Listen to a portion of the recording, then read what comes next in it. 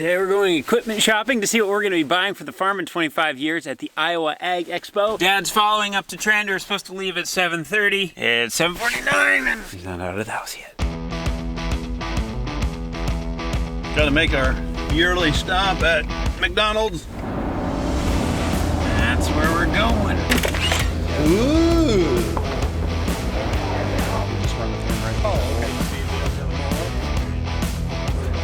So what are you excited to see today? X9. Am I taller in person or shorter? Taller. Taller? I usually get the other way around. I watch every video. Wow. Nice to meet you. Cool, Corn Star? Yeah. I love you guys. The Iowa Ag Expo is like the Farm Progress Show, but indoor version. We walk around all day, look at all the newest and greatest stuff, try to see what we could maybe add to our operation, and we joke it's what we're gonna have in 20 years because as expensive as stuff is, it's probably gonna be 20 years before we can afford it. After launch, the crowd seems to calm down pretty good. This is actually when you get a look at stuff, so you spend the mornings talking to people, afternoon looking at things. That tire, the one that's on your tractor, is actually an R1W. When we toured the tire factory, I learned Yes. this. Before, Here we go. if you have lugs that are more like this, they can shed mud Right, because better. it slides in there. Yep. And But if they're like this, they don't do it as but well. it's good traction though. Yes. Good traction, but terrible cleaning. Did they improve the buddy seats for this year? Oh yeah, that's better. I do like how everything's up there in these ones versus in the back corner. When I was in high school, we got to play a basketball game in Wells Fargo Arena. When you're playing out there on a basketball court, like all this is so black behind you, like they didn't have those lights on the edges. When you're shooting, it just feels like there's just a random ram in the middle of nowhere. It was weird. But yeah, we got beat by 60 points. I'm filming this up to show that we're getting along on camera. What's your phone number so if anyone needs a bail from jail? I'm not giving you my phone number for bail for jail. All right, I'll put it on the bottom of the screen. Anytime, collect whatever you need. All right, thank you. Farm show tip, if you're gonna buy tools, buy them at the end just before you leave so that way you don't have to carry a bunch of stuff around with you. Just got done at the show, got done eating. It was a good day. We got a big day today. My neighbor Scott's gonna come over and help me pull the furnace off in the heated shop so that way we can start putting some tin behind it. Furnace on the floor, here we go. Got a blizzard last night. Well, not really a blizzard. We got some snow and some wind. 0 degrees out right now, so not optimal to be outside. It's a good day to be in the shop. There, This one? I would guess that's the furnace. We can assume it's off. It's not terribly heavy. Okay, down. That went better than I expected. I thought that was going to be way worse than it actually was. This thing's really not heavy, it's just awkward. It's probably like 100 pounds, maybe. The next step is we need to get this thing off of the wall, and then Scott is going to extend this pipe out so that way this is where the edge of the wall is going to be. So that way our pipe's not hidden behind the wall, because if we have a joint behind the wall and we were to get a leak in one of those joints, it'd fill the entire behind the wall with gas, and then you get a little spark, and then kaboom, and then we don't have a building anymore, and that's not what we want. So we're gonna build that out, and then we're just gonna temporarily pipe it over. The furnace is gonna be on the floor for a few days. He's down. Evening Christmas. Somebody liked them to not come. Probably what it was is we just had nails sitting around.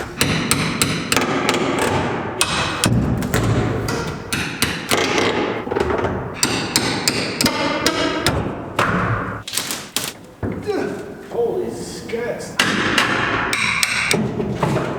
It's all you. All right, Scott, you got your fingers out of the way? All right, 3, 2, 1. We got the gas hooked up, we got the electricity hooked up, furnace is running and functional. Now we just gotta get the carbon monoxide air outside. Walking the dog.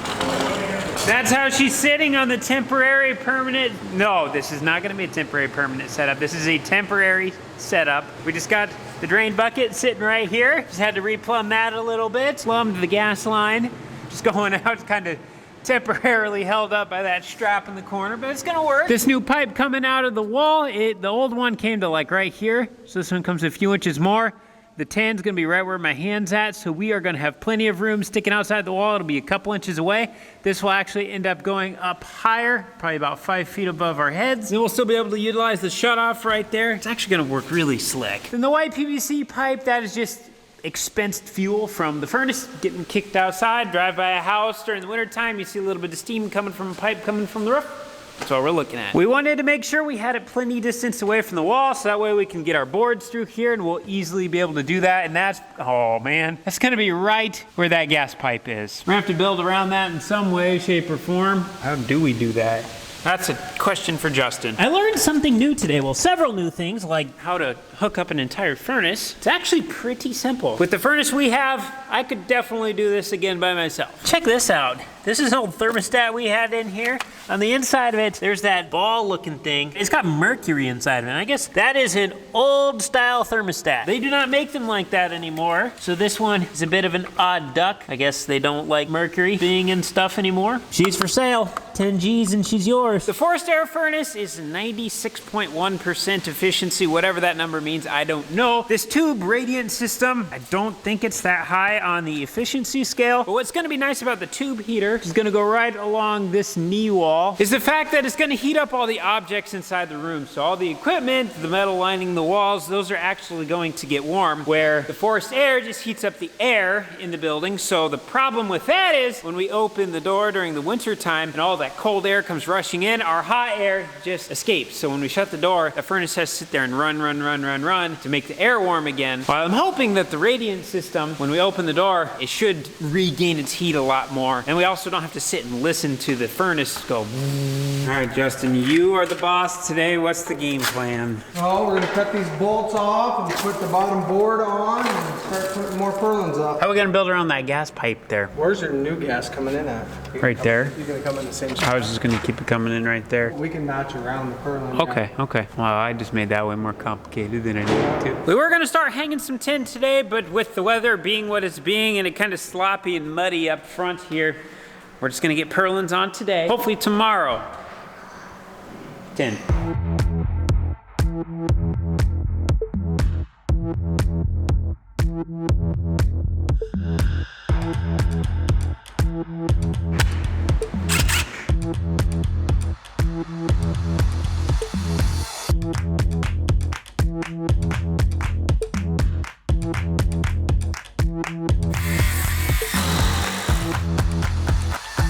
We're ready for tin. We got the tin hiding in the middle of that hay shed. There's no hay in it anymore, so we should be able to get stuff out pretty easy. That sprayer, we don't remember if it's been winterized or not. It's heated inside of there, so it doesn't really matter. We're gonna pull that out, and we want it to be outside as little as possible. And there's number 2 diesel fuel in it too, so we don't want it to gel.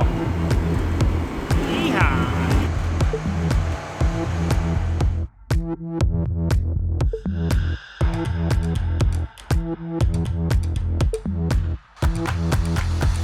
Not too bad for a day's work. This whole left wall up to that new board on the knee brace, that is all ready to be tinned. Knee wall's ready to be tinned, side wall's ready to be tinned, the back wall's ready to be tinned. Justin laid down a little bit of J-channel that he bent in the metal brake. That's what it's gonna look like on the bottom. And we'll get that sealed down nicely. These are the sidewall sheets. We got the shorter ones are gonna be the back wall sheets. And we got the long ones, which will be for the ceiling. This other wall over here, not quite ready yet, won't take a whole lot. We already got the bottom board on and stuff. So really it's just continuing these ones up. It's a little bit more of an intricate job up there just because you're high up on a ladder, kind of doing a little bit of balancing ballerina. I do need to remind Justin, I want to put a air compressor up here on like a shelf so then it's not sitting on the floor. So I don't know if we need to do just a little bit of extra bracing over there. Air compressor's heavy, it's not all that heavy. Will these be enough to support it? We'll run it by Justin. The idea kind of is to get this whole back wall tinned up so then we can take the sprayer and all the stuff kind of sitting up here. Then we can move that over here. We can move this stuff over as well. Then we have access to that wall. We're just kind of doing this in chunks as we go. There's no really great method about it. If we had the building empty, we probably would have been done putting all the purlins up by now. But building's not empty, other buildings are full. It's cold outside, we can't just let everything sit outside. Neva just called me. She is sitting in the deepest possible spot in our entire driveway. This stuff is like right down to gravel. She's stuck. I'm gonna go get her out. What Justin and I are going to do, this is J-channel, this is gonna sit like this. Imagine right at the bottom of that knee wall, this is just gonna sit in like something like that, and then the tin just slides right into the slot. That way you don't see the edge of the tin because Justin's gonna have to snip off about yay much of it, and then you'd see a cut edge either on the bottom or on the top. I got the ladder, don't worry. Justin's afraid of heights. I'm gonna see if I can find that can of spray foam. Yes. When we were setting some of these purlins, we had to dig back the spray foam a little bit. A few spots dug away a little bit more than we wanted. We're just gonna come back in with this gap sealer stuff. I think this is the exact same thing as spray foam. Hopefully one can will do it, maybe.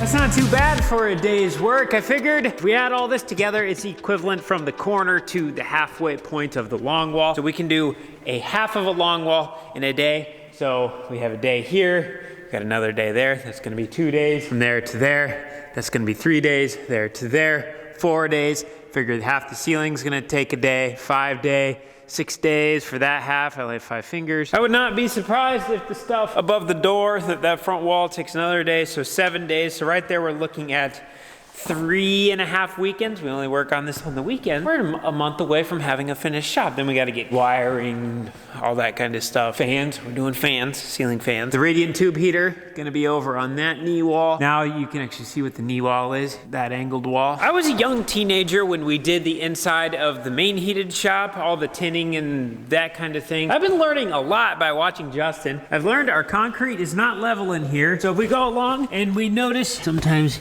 I can put a whole finger underneath there. And then in other spots, like down here, you can't fit anything under. Well, that's because the concrete's not perfectly level. So there's a little dip there. I also learned if we go up to one of these purlins, we measure exactly in the middle. We put a mark there, put a screw in it halfway, tie a string to that screw, and then do it with the same thing on the other end. We can pull that string tight, put little marks with a pencil where all our screws are supposed to be, then we will never miss the purlin underneath of there. So in between, there's nothing, there's no stud. We want to screw right into that purlin. That allows us to have a straight line of screws. Justin put this bottom purlin just off the ground a little bit because if this floor starts to sweat a little bit when the temperature changes and stuff, it could get these boards wet or damp if they're on the ground, which could cause them to rot prematurely. Since this is not a treated board and treated boards are more expensive, we decided to go with these ones, lift them off the ground a little bit. Then we got this little bent piece of coil stock. It goes up behind, kind of like a little lap, so you can't see it there. So that way if anything were to get up behind there, it won't be able to get onto the wood. And really, putting up the tin is pretty quick. The time-consuming part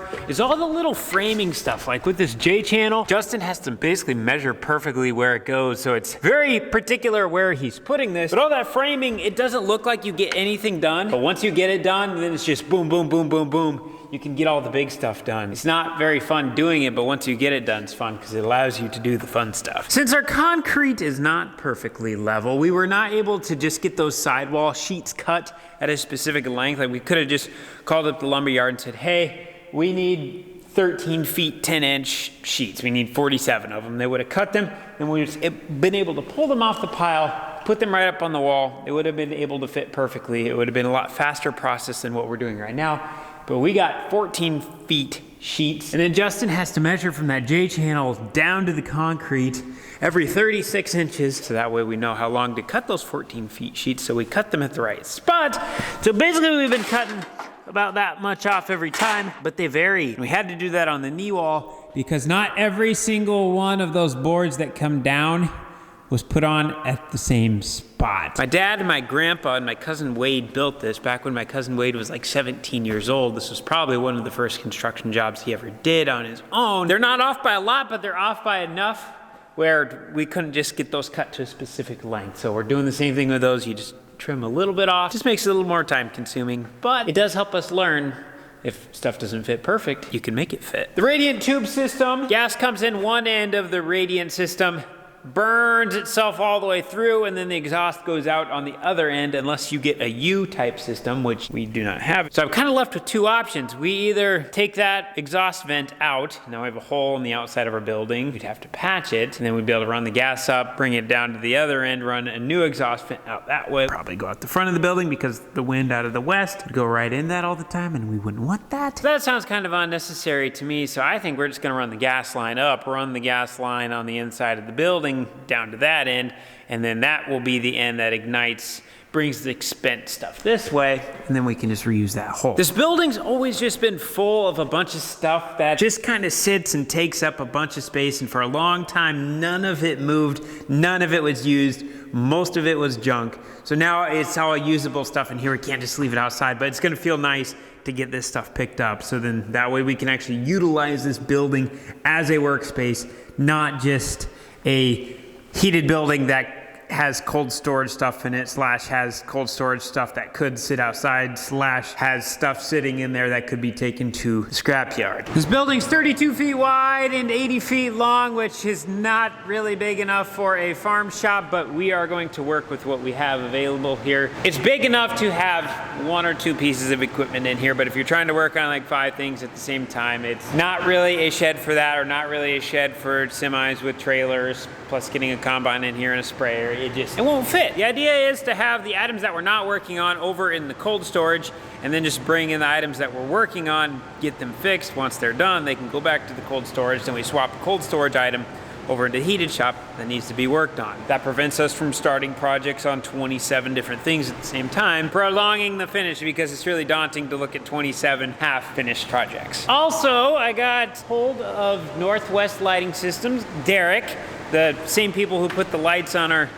bin site and the main heated shop. We're gonna put lights in here, and also we're gonna put a light on the outside, like in the middle of that wall. They'll point like towards the fuel barrels, towards the road.